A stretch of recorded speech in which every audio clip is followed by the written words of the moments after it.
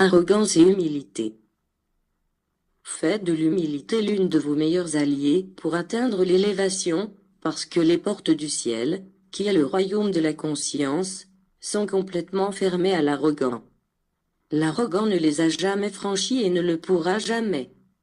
Néanmoins, quand il deviendra humble, je serai le premier à le féliciter et ma charité lui ouvrira la porte de l'éternité.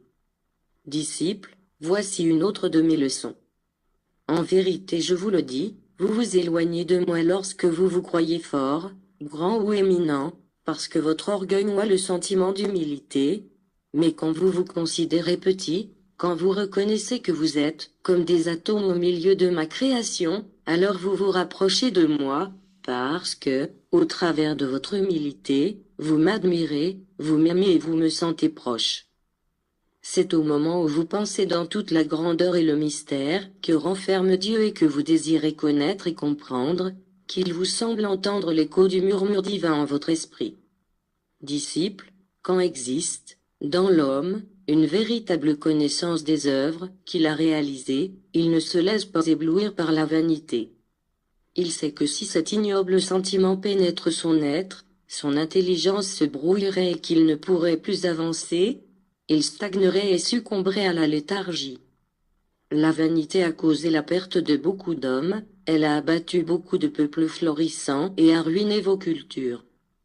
Tant que les peuplures, comme idéal, le travail, la lutte et le progrès, ils connurent l'abondance, la splendeur et le bien-être, mais quand l'orgueil les fit se sentir supérieurs, quand leur idéal d'élévation se changea en ambition insatiable de tout désirer pour eux-mêmes alors, sans s'en rendre compte et sans le souhaiter, ils commencèrent à détruire, petit à petit, ce qu'ils avaient construit, en terminant par sombrer dans un abîme.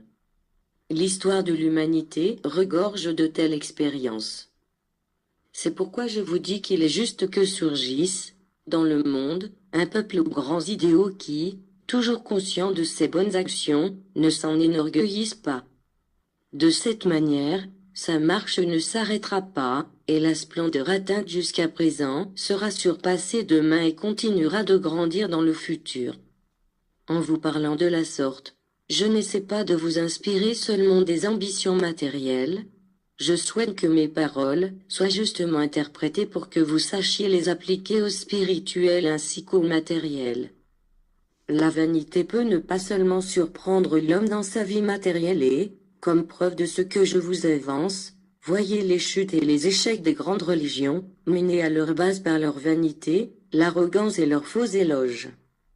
Quand elles ont cru au sommet de leur pouvoir, quelqu'un est venu les réveiller de leurs rêves, leur faisant voir leurs erreurs, leurs déviations et leur distanciation de la loi et de la vérité. Ce n'est qu'avec la vraie connaissance et l'accomplissement de ma loi face à la conscience, que cette humanité pourra arriver à une vie élevée, parce que la conscience, qui est ma lumière, est parfaite, sereine et juste, et que jamais elle ne s'enorgueillit ni se détourne de son chemin.